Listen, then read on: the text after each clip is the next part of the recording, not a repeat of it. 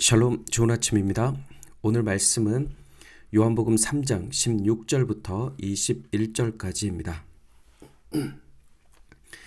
하나님이 세상을 이처럼 사랑하사 독생자를 주셨으니 이는 그를 믿는 자마다 멸망하지 않고 영생을 얻게 하려 하심이라. 하나님이 그 아들을 세상에 보내신 것은 세상을 심판하려 하심이 아니요 그로 말미암아 세상이 구원을 받게 하려 하심이라. 그를 믿는 자는 심판을 받지 아니하는 것이요 믿지 아니하는 자는 하나님의 독생자의 이름을 믿지 아니하므로 벌써 심판을 받은 것이니라. 그 정죄는 이것이니 곧 빛이 세상에 왔으되 사람들이 자기 행위가 악함으로 빛보다 어둠을 더 사랑한 것이니라.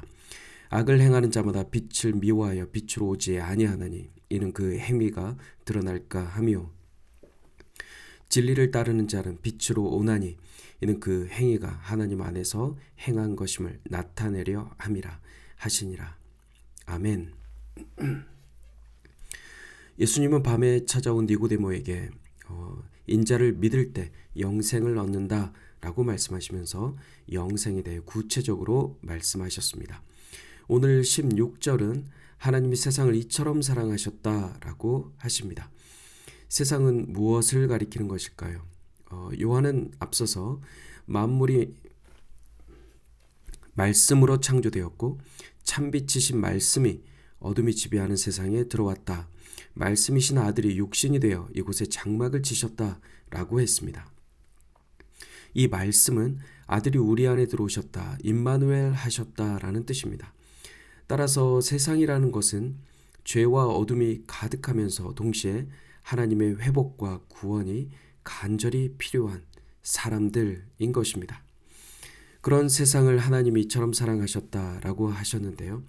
이처럼이라는 것은 앞에서 말씀하신 대로 광야에서 노뱀이 들린 것처럼 하나뿐인 아들을 세상에 보내셔서 들리게 하실 정도로 세상을 사랑하셨다는 것입니다.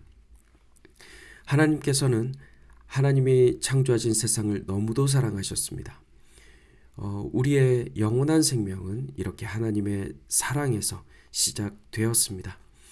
하나님이 세상을 사랑하시기 때문에 하신 일이 세상에 독생자를 주신 일입니다. 독생자는 아버지의 생명을 가진 유일한 아들이란 뜻입니다. 독생자는 아버지로부터 태어난 유일한 아들, 생명을 가진 유일한 아들입니다. 영생을 소유한 유일한 아들 독생자를 이 땅에 보내신 첫 번째 이유는 그 이름을 믿는 자마다 멸망하지 않게 하기 위함입니다. 우린 어쩌다가 멸망받을 처지에 놓이게 되었을까요?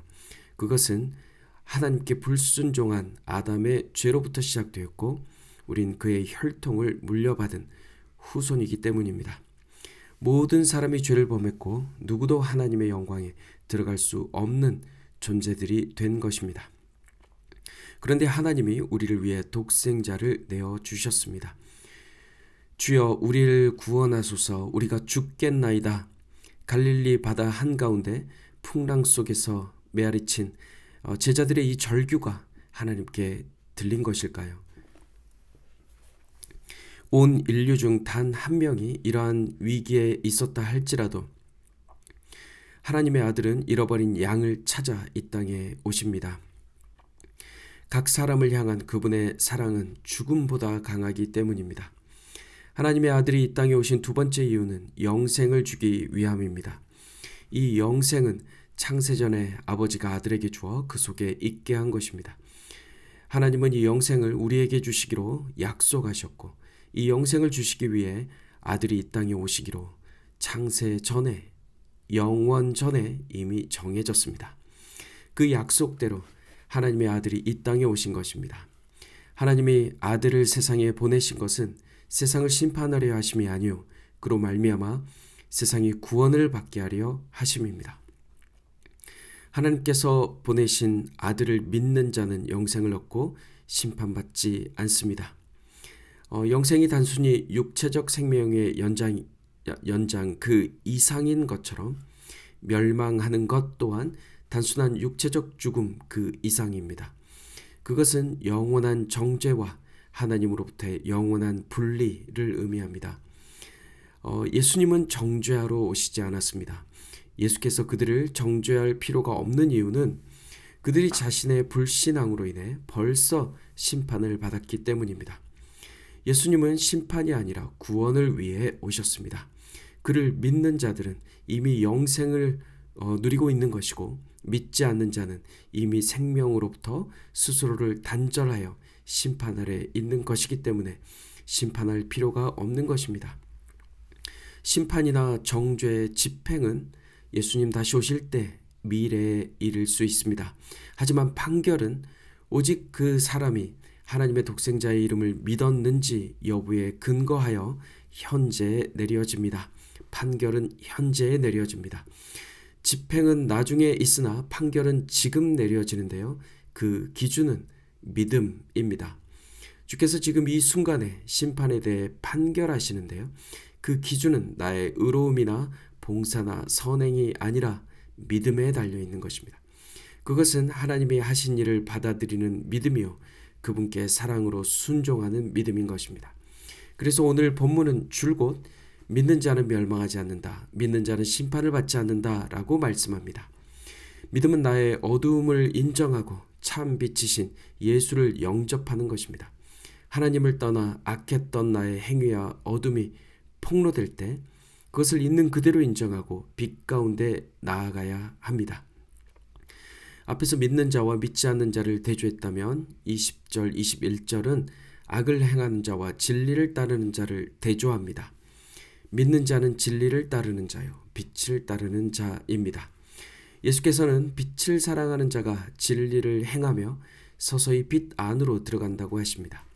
빛 안에서의 삶은 하나님 안에서 행한 것입니다.